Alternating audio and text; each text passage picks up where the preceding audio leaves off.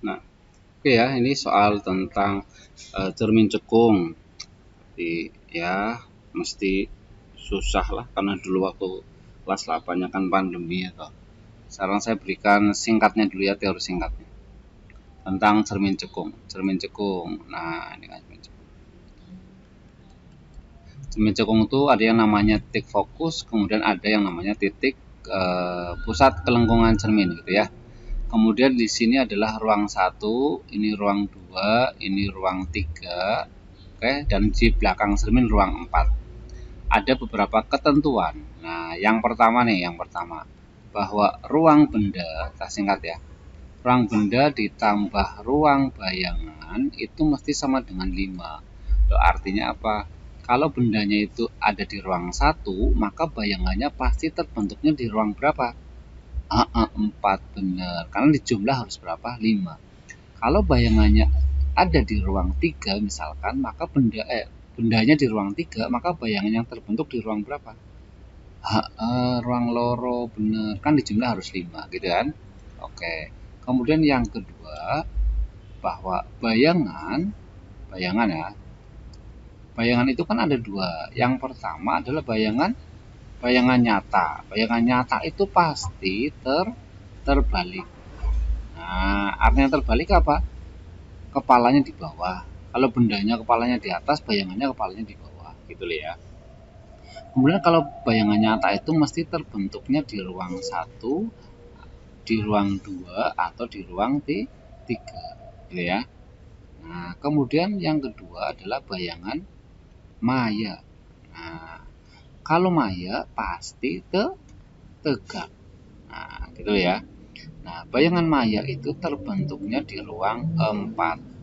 Oke.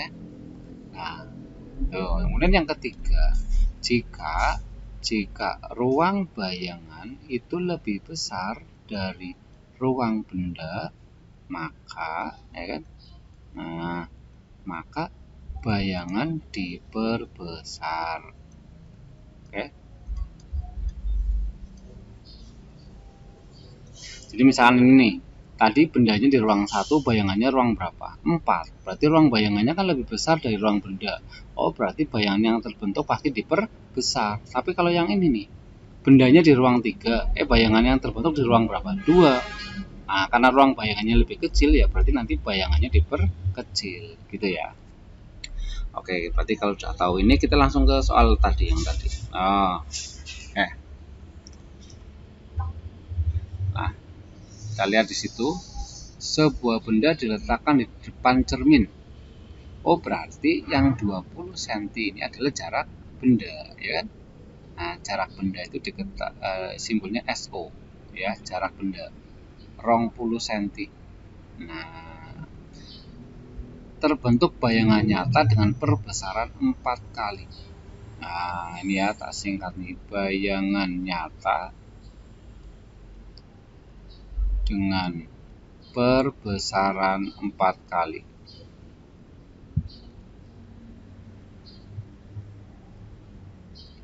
Nah, ini artinya apa?